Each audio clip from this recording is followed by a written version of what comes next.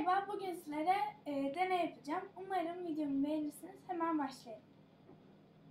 İlk olarak gerekli olan malzemeler: bir pet şişe,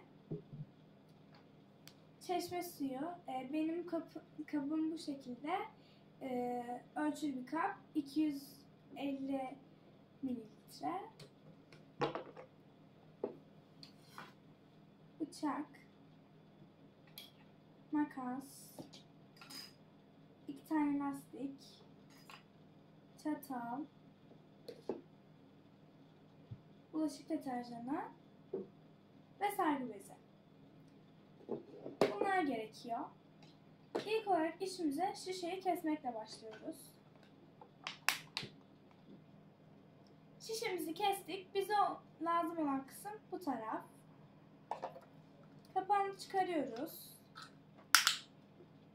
Ve ucunu sargı beziyle saracağız.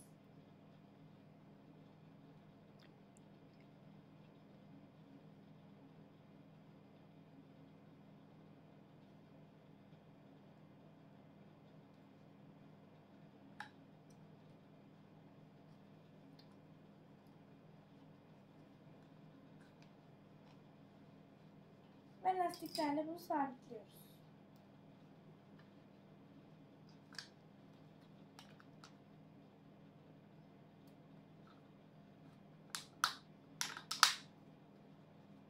Bu şekilde. Sonra bu gördüğünüz kabı alıyoruz ve içine bulaşık deterjanı katıyoruz. Bunun yetip yetmediğini karıştırırken göreceğiz.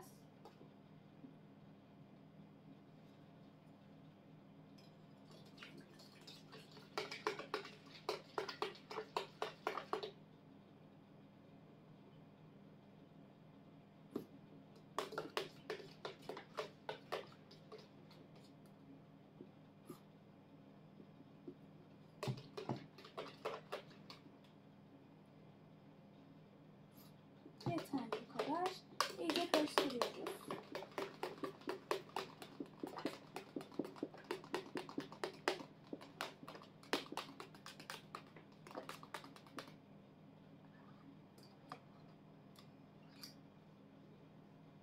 Sonra bu daha demin yaptığımız aparatı bunun içine batırıyoruz.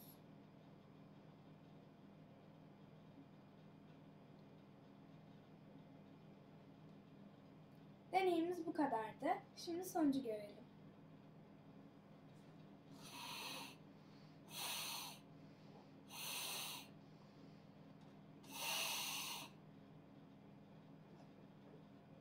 Deneyimiz böyleydi. Umarım beğenmişsinizdir.